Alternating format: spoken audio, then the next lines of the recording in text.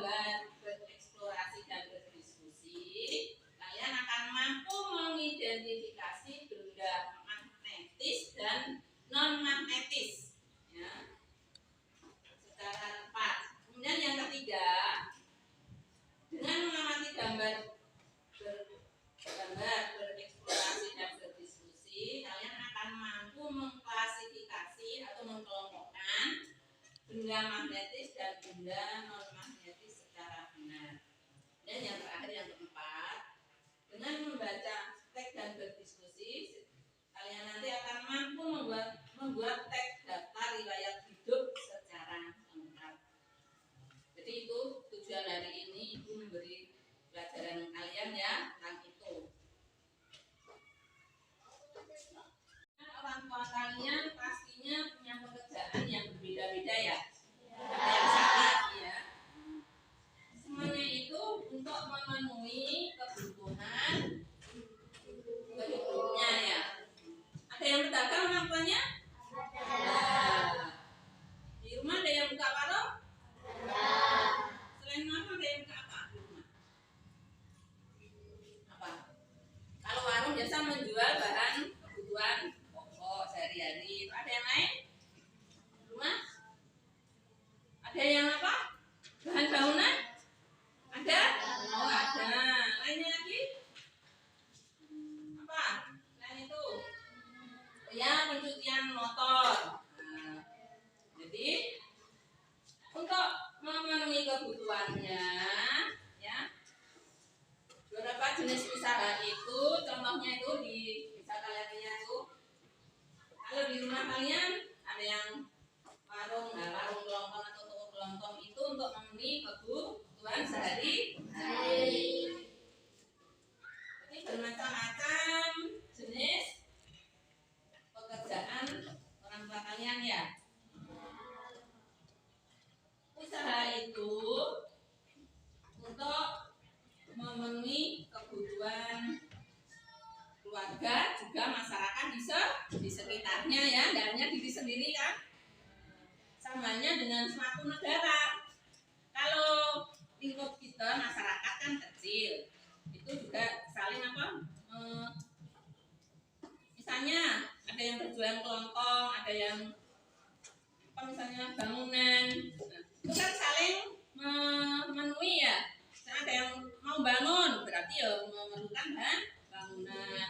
Yang ingin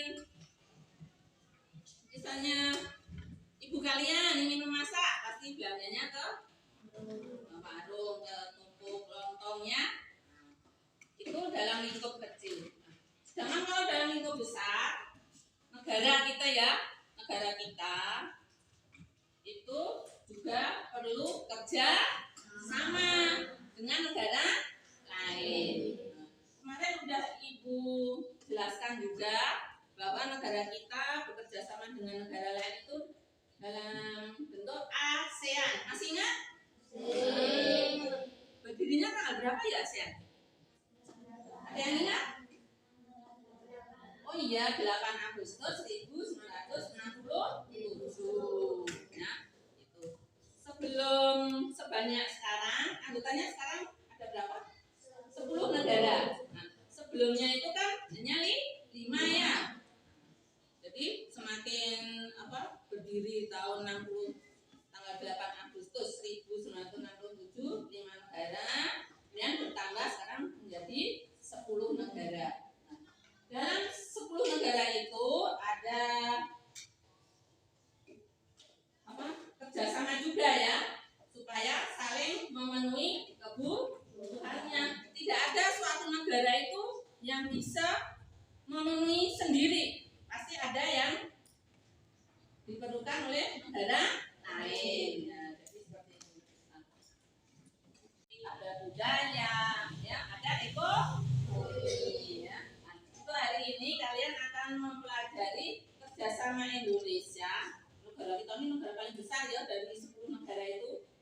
Dan juga sebagai pendiri kan, dari kelima itu Indonesia termasuk kan. Nah, jadi Indonesia itu peranannya sangat besar untuk menjalin kerjasama dengan negara-negara lainnya.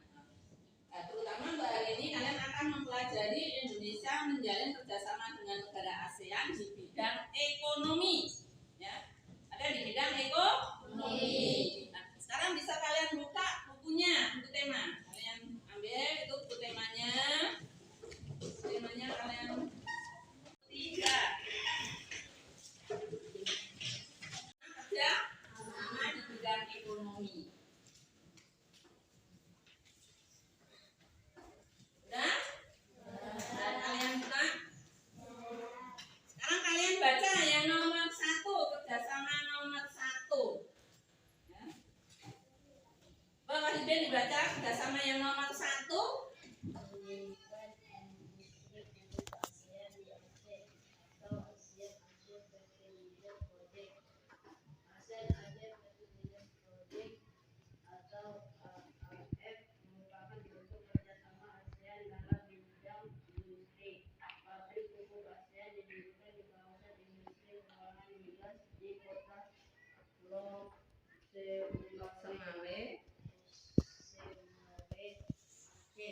Pabrik ini mengeluarkan produksi pertamanya pada 1984 dan memasarkannya ke Tiongkok, India, Kamboja, Jepang, Taiwan, dan Vietnam. Di mana tadi? Di Aceh. Dia di Aceh.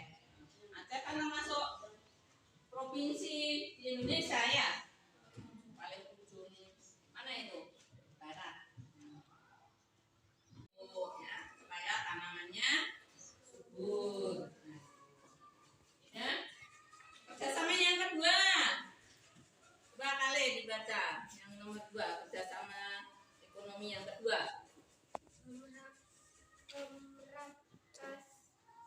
Masyarakat ekonomi ASEAN.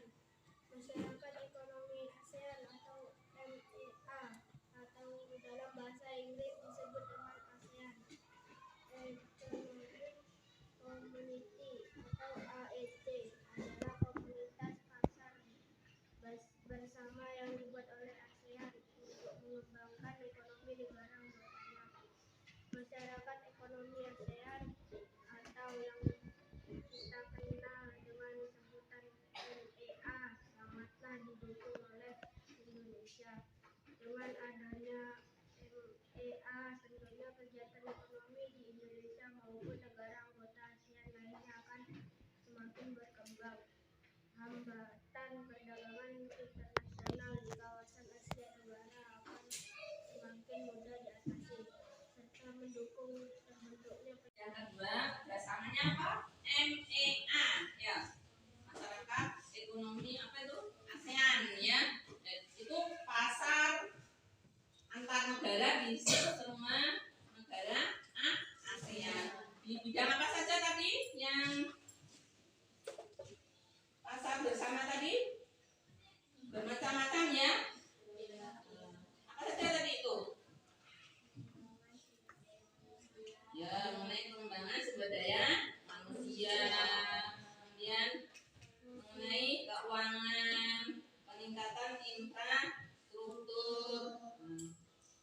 Jadi itu semua yang memprakarsai atau yang pertama kali mencetuskan itu Indonesia ya. Di pasar bersama itu akhirnya akan lebih mempererat ya antar negara ASEAN. Itu yang MEA yang kedua. Kerjasama yang kedua. Sekarang yang ketiga. Kan ada 5 ya. Ada yang ketiga. Coba dibaca.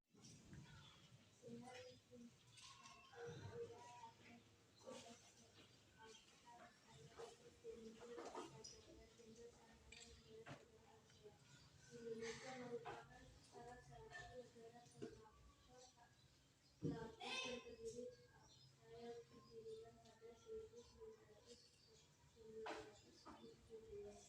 di mana bertujuan untuk menjadikan kawasan Asia sebagai tempat produksi yang bersih, sehingga produk-produk ASEAN memiliki peluang saing kuat di pasar global. Tujuan secara singkat yaitu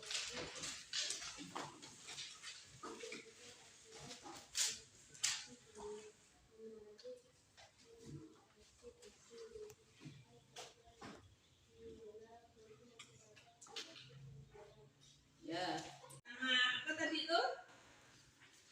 berdirinya AFTA, ASEAN Free Trade Area, perjanjian perdagangan bebas antara negara-negara ASEAN. Ya. Maksudnya biasanya kalau suatu barang mau masuk ke suatu negara antar negara itu kan harus ada apa ya? Ada perjanjian, harus ada pajak. Tapi karena sudah menyetujui suatu perjanjian, akhirnya itu bisa bebas. Tapi hanya khusus lingkup ASEAN itu perdagangan bebas ya. Itu bisa untuk, tapi harus yang mutunya bagus supaya bisa bersaing ya. Kalau mutunya tidak bagus nanti negara lain juga tidak mau membeli. Makanya meskipun perjanjian bebas itu, tapi juga mutunya harus tetap dijaga supaya bagus. Ya. Itu yang ketiga. Kemudian perjanjian yang keempat, masih ada nih keempat. Ini baca yang menurut Mas Nurul, yang keempat. Menyediakan cadangan pangan untuk masyarakat. Di kawasan Asia Tenggara, Thailand dan Vietnam terkenal sebagai buruh pabrik. Selain dua negara tersebut, negara-negara ASEAN lainnya juga turut berkomitmen untuk menyediakan cadangan pangan. Indonesia, Malaysia, Filipina, Thailand, dan Singapura telah mempersiapkan diri untuk menjadi penyedia cadangan pangan dalam keadaan darurat. Ya. Jadi suatu negara itu juga mempunyai cadangan makanan. Samanya kalau kalian di rumah ada kan? Di kulkas itu kan untuk cadangan makanan, misalnya sepatu-sepatu itu ya. Ini apalagi negara. Jadi antar negara ASEAN juga bekerja sama dalam hal cadangan pangan. Terutama Thailand dengan Vietnam itu kan penghasil lumbung padi. Lumbung padi itu berarti apa? Terbesar untuk kawasan ASEAN ya. Jadi penghasil beras itu terbesar di ASEAN itu Thailand dengan Vietnam. Makanya kadang kita di Indonesia ini ada yang beras dari Thailand. Jadi ada kerjasama dalam bidang pangan. Kemudian di negara lain gimana? Jadi hanya Thailand dengan Vietnam, negara lain juga menyiapkan cadangan makanan untuk keperluan semua negara itu. Kalau sewaktu-waktu terjadi suatu kekurangan, jadi negara lain bisa apa? Bisa membeli dari cadangan makanan negara lain itu yang menyiapkan. Itu yang keempat. Kemudian yang kelima, masih ada satu yang kelima. Jadi karena tentang ekonomi, jadi semuanya berkaitan dengan perdagangan ya. Menyediakan fasilitas perdagangan ASEAN. Dalam upaya meningkatkan perdagangan, ASEAN telah mendatangi protokol 1 Desaination of Trade Protocol and Facilitas dibuat untuk memfasilitasi transportasi barang-barang serta tidak merintangi akses dan penggerakan kendaraan yang mengangkut barang-barang tersebut di kawasan ASEAN. Ya. Dan yang terakhir kerjasama ekonomi itu mengenai fasilitas perdagangan. Namanya suatu barang kan harus dibawa, ya kan?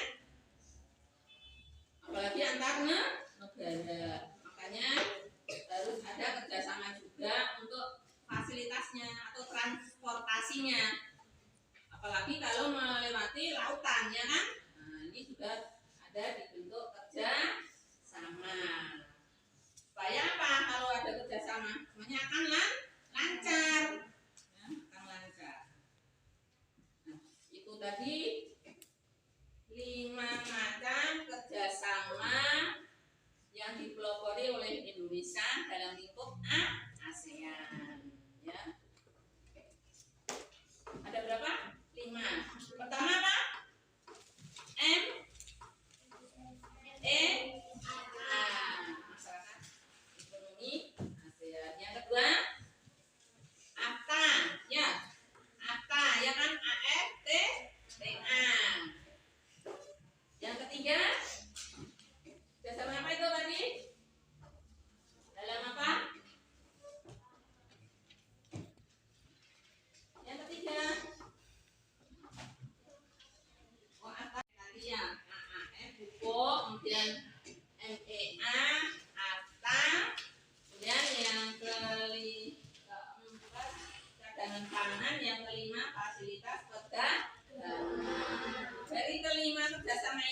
jelas kalian? Udah paham? Nanti bisa kalian ulangi lagi baca materinya itu ya. Nah, kalau sudah jelas, dalam pedagang itu kan ada bermacam-macam ya tadi ya. Pastinya dari sekian banyak barang itu ada benda yang terbuat dari logam kan? Misalnya transportasi itu kan kendaraan ya. Kendaraan itu ya pasti motor. Kalau antar negara ya biasanya bisa kapal, bisa apalagi truk, ya, kontainer itu kan terbuat dari logamnya benda-benda itu ya. Terus selanjutnya kalian akan mempelajari benda yang terbuat dari logam itu bisa ditarik oleh magnet ya. Jadi nanti kalian akan melakukan percobaan dari beberapa benda, dari 10 benda. Udah kalian siapkan? Ada 10 macam benda. Udah kalian siapkan semua kan? Bisa disebutkan bendanya? Bisa. Coba Vivi sebutkan apa aja yang disiapkan bendanya. 10 macam itu. Kertas, sendok, benang, daun, menghapus, jarum, penyitik, ya, paku, kain, plastik, kertas. Nah, berarti semuanya udah ya? Semua bahan yang ingin kalian coba, apakah benda itu bisa ditarik oleh magnet atau tidak ditarik oleh magnet? Nah, nanti dari 10 benda itu, kalau bisa ditarik magnet itu artinya benda magnetis, ya, benda magnetis. Kalau bisa ditarik oleh magnet. Kemudian kalau yang tidak bisa ditarik oleh magnet berarti disebut benda non magnetis. Ya. Jadi kalian supaya tahu ya harus melakukan percobaan, ya, ya kan? Kalau nggak melakukan percobaan gimana bisa tahu? Bisa kita mulai percobaannya? Bisa. Kalian coba satu kelompok, coba benda apa? Kalian kelompokkan yang magnetis dengan tidak, ya sama-sama ya tuh. Kalian coba satu persatu didekatkan ke logam ke magnet itu. Ayo sama-sama, namanya kelompok tuh harus sama-sama ikut itu.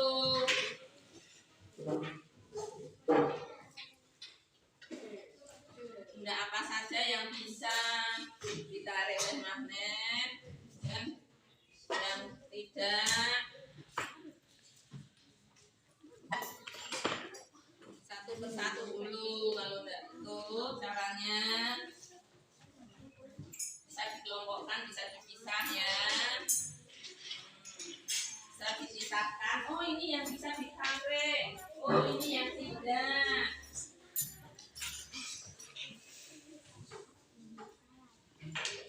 Coba ganti benda lainnya. Ayo tuh nyobanya bersama-sama tuh dilihat. Nah, mana yang bisa, mana yang tidak.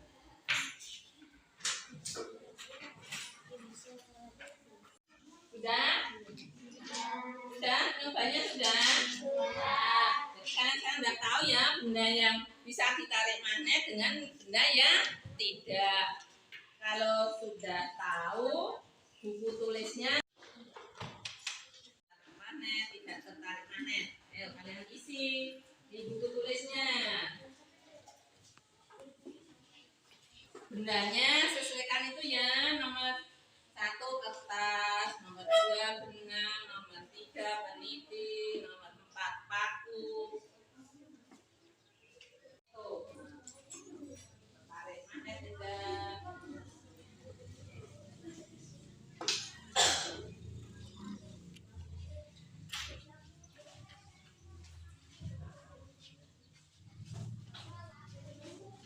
Dari percobaan tadi kan tahu mana benda yang termasuk logam itu bisa tarik oleh magnet. Ada centang sesuai dengan benda tertarik magnet atau bukan. Kalian mengisi atau menjawab pertanyaan. Ada 2 pertanyaan.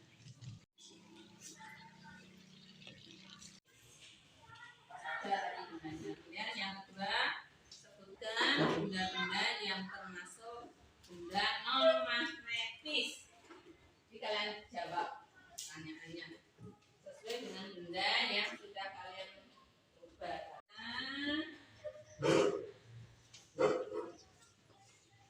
Hasil dari mencoba tadi dari yang tabel dengan menjawab pertanyaannya.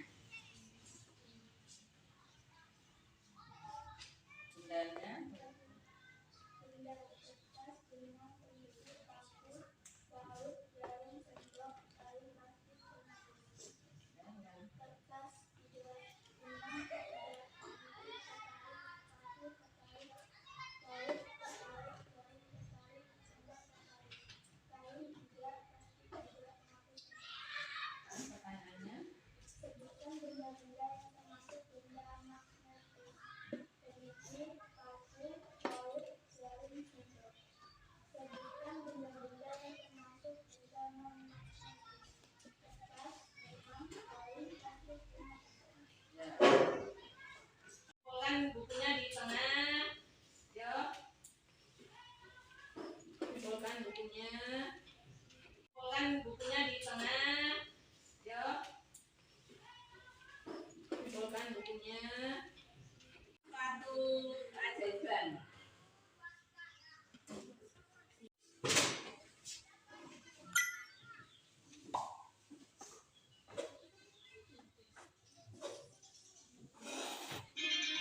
Itu di Madinah ya.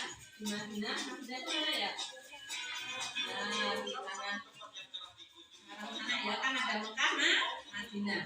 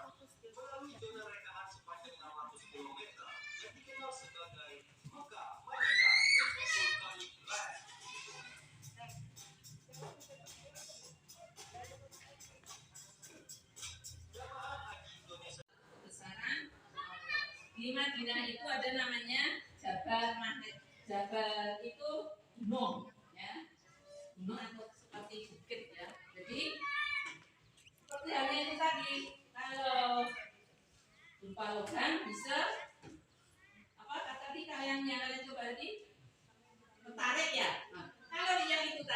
yang di Jabal Mahnet itu kendaraan, kalau mendekati Jabal Mahnet itu harus gasnya yang besar.